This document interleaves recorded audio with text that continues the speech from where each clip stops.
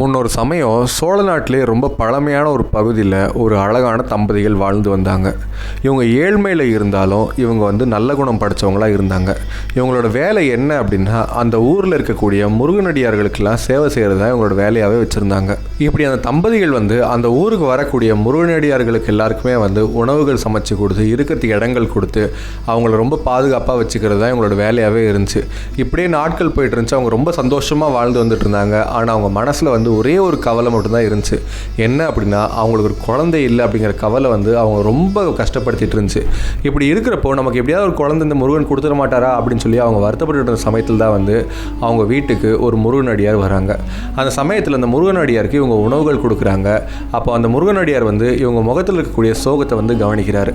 அப்போ பார்த்து அவர் கேட்குறாரு, ஏன் ரொம்ப சோகமாக இருக்கீங்க, என்ன கவலை உங்களுக்கு அப்படின்னு சொல்லி கேட்குறப்போ அந்த தம்பதியர்கள் அந்த முருகனடியாரை பார்த்து சொல்கிறாங்க, எங்களுக்கு குழந்தை இல்லாதது ஒரு மிகப்பெரிய கவலையாக இருக்குது, எங்களுக்கும் ஒரு குழந்தை வேணும், இந்த வீட்டில் அதுவும் தவழ்ந்து விளையாடணும்னு நாங்கள் ரொம்ப ஆசைப்படுறோம் அப்படின்னு சொல்லி அவங்க சொல்கிறாங்க.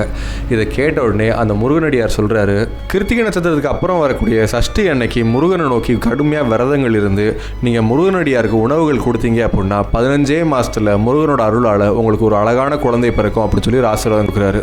இப்படி அந்த முருகனடியார் சொன்ன வார்த்தையை கேட்ட அந்த தம்பதிகள் முருகனே நம்ம கவலையை தீர்க்கறதுக்கு ஒரு வழி கொடுத்துருக்காரு அப்படின்னு மனசில் எண்ணி அவங்க சஷ்டி அன்னைக்கு விரதங்கள் இருந்து அவங்க முருகனடியாருக்கு உணவுகள் கொடுக்குறாங்க. அந்த முருகனடியார் சொன்ன மாதிரியே 15 மாதத்துக்கு அப்புறம் ஒரு அழகான பெண் குழந்தை பிறக்குது. இப்படி முருகனோட அருளால் பிறந்த அந்த பெண் குழந்தைக்கு அந்த தம்பதியர்கள் ரொம்ப சந்தோஷமாக அவங்க முருகம்மை அப்படின்னு சொல்லி பேர் வைக்கிறாங்க. இப்படி அந்த முருகனோட அருளால் அந்த தம்பதியருக்கு பிறந்த இந்த முருகம்மையோட வாழ்க்கையில் என்னெல்லாம் நடக்க போகுது அப்படிங்கிறத பற்றி இந்த வீடியோவில் டீட்டெயிலாக பார்க்கலாம்.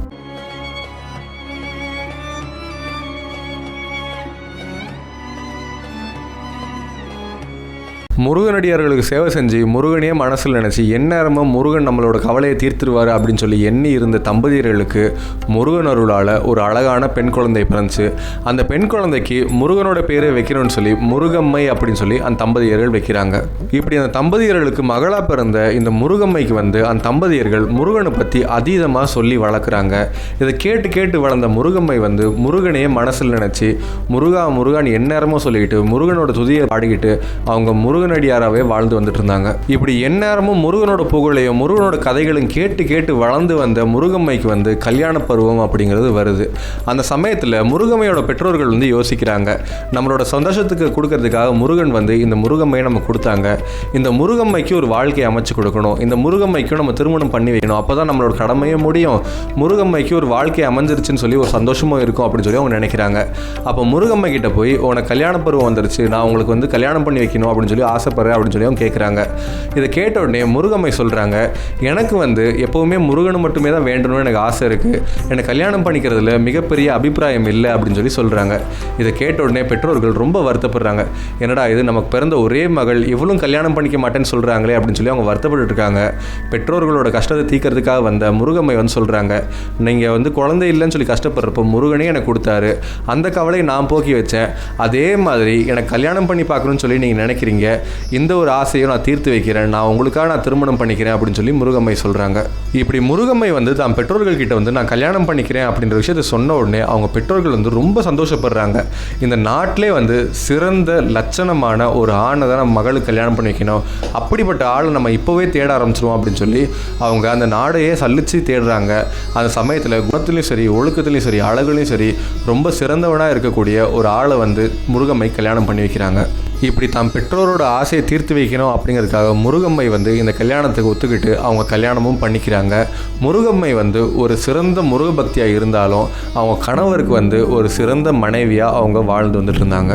எந்த அளவுக்கு முருகம்மை அவங்களோட கணவருக்கு சிறந்த மனைவியாக இருந்தாங்க அப்படின்னா, கணவரே கண்கண்ட தெய்வம் சொல்லி நினச்சி அவங்க காலையில் எழுந்த உடனே கணவரோட பாதங்களை தொட்டு வணங்கிட்டு அவங்க அந்த நாளை துவங்கவும் செய்வாங்க. கணவருக்கு பிடிச்ச மாதிரியே அவங்க உணவுகள் சமைச்சு கொடுப்பாங்க, கணவருக்கு பிடிச்ச மாதிரி நடந்துப்பாங்க. எந்த விதத்திலும் கணவரோட முகம் சுளிக்கிற மாதிரி அவங்க நடந்துக்கவே மாட்டாங்க. கணவர் வேலைக்கு போக முடியாத அன்னைக்கு இவங்க வேலைக்கு போய் சம்பாரிச்சு கொண்டு அந்த காசை கணவர்கிட்ட கொடுத்து கணவரை அழகு பார்க்குறதுல இவங்க ரொம்ப சிறந்தவங்களாக இருந்தாங்க. எந்த அளவுக்கு இவங்க கணவரை பார்த்துக்கிட்டாங்களோ அதை விட அதிகமாக இவங்களோட பக்தி அப்படிங்கிறது முருகன் மேலே இருந்துச்சு. எந்நேரமோ இவங்களோட நாவில் முருகா முருகா முருகா முருகான்னு அவங்க சொல்லிக்கிட்டே இருந்தாங்க. குணத்துலேயும் சரி, பண்புலையும் சரி, பக்திலையும் சரி முருகம்மை சிறந்தவங்களாக இருந்தாங்க. முருகம்மையை பார்த்து அந்த நாட்டு மக்கள் எல்லாருமே வந்து ரொம்ப பொறாமப்பட்டாங்க. நமக்கு இப்படி மாதிரி ஒரு மனைவி கிடைக்கலையே அப்படின்னு சொல்லி நிறைய ஆண்கள் வந்து வருத்தப்பட்டாங்க. நமக்கு இது மாதிரி ஒரு பெண் பிறக்கலைன்னு சொல்லி நிறையா பேர் வருத்தமும் பட்டாங்க. இப்படி இந்த முருகம்மை வந்து தன் கணவர் மேலே வச்சிருக்கக்கூடிய அன்பை பார்த்தோம், முருகன் மேலே வச்சிருக்கக்கூடிய பக்தியை பார்த்தோம் நிறையா பேர் பொறாமப்பட்டாங்க.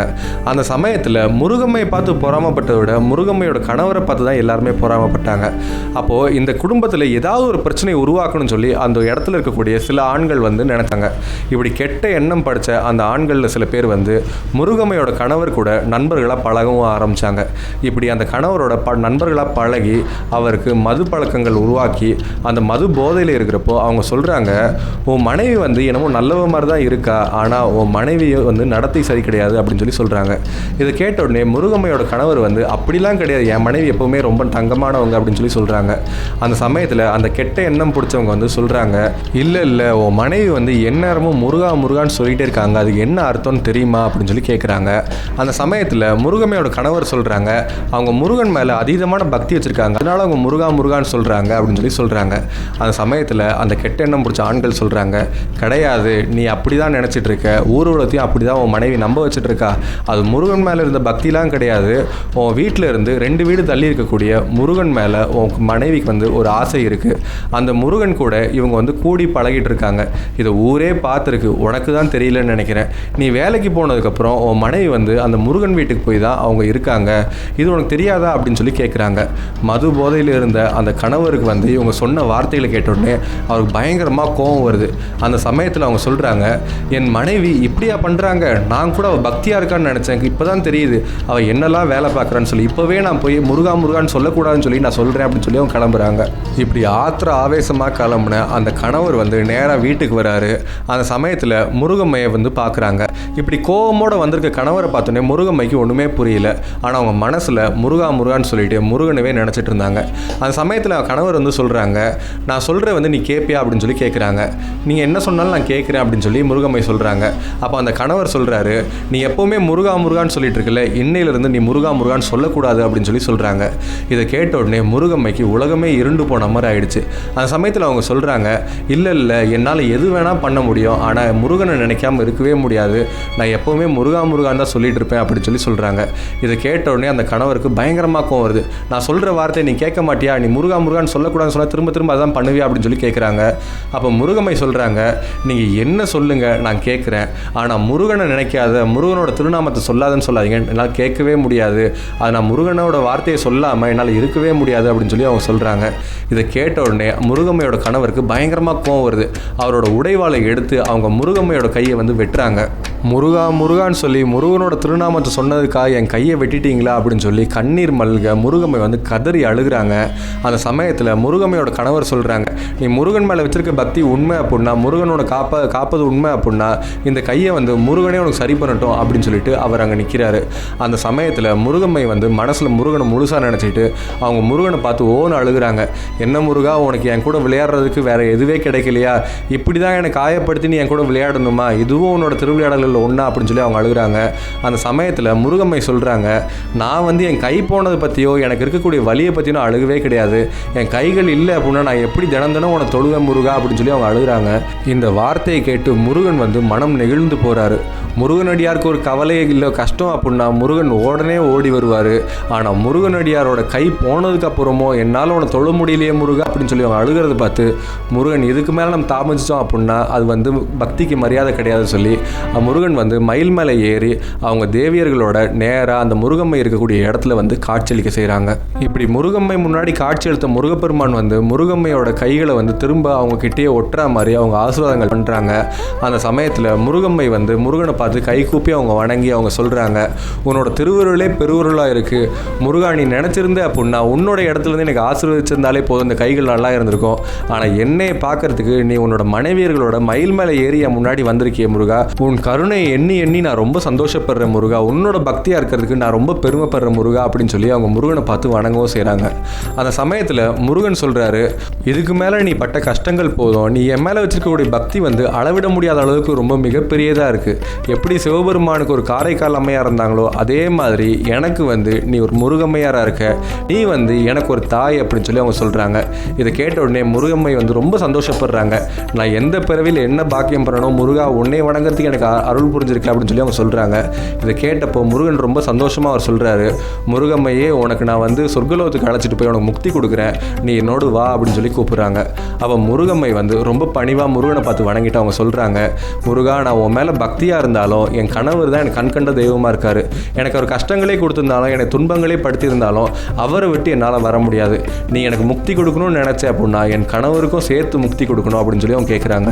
இதை கேட்ட உடனே முருகன் சொல்கிறாங்க, பூவோடு சேர்ந்து நாரும் மணக்கிற மாதிரி உன் பக்தியோடு சேர்ந்து உன் கணவரும் முக்தி அடைகிறாரு, அவருக்கும் நான் முக்தி கொடுக்குறேன் அப்படின்னு சொல்லி சொல்கிறாங்க. இதை கேட்ட உடனே முருகம்மை ரொம்ப சந்தோஷப்படுறாங்க. முருகா பரவாயில்ல, உன்னோட கருணை வந்து ரொம்ப பெருசு முருகா, எனக்கு முக்தி கொடுக்குறேன்னு சொன்னேன், என்னோட ஆசைக்காக என் கணவருக்கும் நீ முக்தி கொடுக்குற, அவர் செஞ்ச பாவங்கள் எல்லாத்தையும் நீ மன்னிச்சிருக்க, உன்னை நினச்சி நான் ரொம்ப பெருமைப்படுறேன் முருகா, உன்னோட பக்தியாக இருக்கிறதுக்கு நான் ரொம்ப சந்தோஷப்படுறேன், இனி எத்தனை பிறவிகள் எடுத்தாலும் நான் உன்னோட பக்தியாக இருக்கணும் முருகா அப்படின்னு சொல்லி அவங்க கேட்குறாங்க. இப்படி முருகம்மையோட வார்த்தையை கேட்டு முருகன் வந்து ரொம்ப சந்தோஷப்படுறாரு. அந்த சமயத்தில் முருகம்மை வேணா மாதிரியே முருகம்மைக்கும் முருகம்மையோட கணவருக்கும் முருகன் வந்து முக்தி கொடுக்குறாரு. அந்த முக்தி கொடுத்த இடம் தான் வந்து இன்னைக்கும் தமிழ்நாட்டில் இருக்கக்கூடிய சென்னைக்கு பக்கத்தில் இருக்கிற சிறுவாபுரி அப்படிங்கிற இடம். தன் மேலே பக்தி கொண்ட அடியார்களை எப்போவுமே அருள் பண்ணுறதுக்கும் சரி, அன்பு காட்டுறதுக்கும் சரி, அவங்கள காக்கிறதுக்கும் சரி நான் தயாராக அவங்க கூடவே தான் இருக்கேன் அப்படிங்கிறத உணர்த்துற விதமாக செய்தொண்டர் புராணத்தில் வரக்கூடிய இந்த முருகம்மை கதை வந்து நமக்கு புரிய வைக்குது. இப்படி முருகம்மைக்கு வந்து முருகன் முக்தி கொடுத்த இடம் வந்து சென்னை பக்கத்தில் இருக்கக்கூடிய சிறுவாபுரி அப்படிங்கிற இடம். அந்த இடத்துல இன்னைக்கு சிறுவாபுரி முருகன் அப்படின்னு சொல்லி ஒரு மிகப்பெரிய கோயிலும் இருக்குது. இந்த கோயிலுக்கு நீங்கள் போயிருக்கீங்களா, இல்லை இந்த கதையை வந்து இப்போ தான் முதல் முறையாக கேள்விப்படுறேன், இந்த கோயிலுக்கு நான் ஒரு டைம் போகணும் அப்படின்னு நினைக்கிறீங்களா? போனீங்க அப்படின்னா இல்லை போயிருந்தீங்க அப்படின்னா உங்களோட அனுபவம் என்ன அப்படிங்கிறத கமெண்ட்டில் லீவ் பண்ணுங்கள். இந்த வீடியோ உங்களுக்கு பிடிச்சிருந்துச்சுன்னா ஒரு லைக்கை போடுங்க. இந்த வீடியோ உங்கள் ஃப்ரெண்ட்ஸ் அண்ட் ஃபேமிலிக்கு ஷேர் பண்ணுங்கள். இந்த வீடியோ பார்த்துட்டு இருக்க நீங்கள் இன்னும் நம்ம ஏல் சேனலை சப்ஸ்கிரைப் பண்ணல அப்படின்னா உடனே போய் சப்ஸ்கிரைப் பண்ணுங்கள். அப்போ தான் நம்ம போகிற வீடியோஸ் எல்லாமே உங்களுக்கு உடனே நோட்டிஃபிகேஷன்ஸாக வரும்.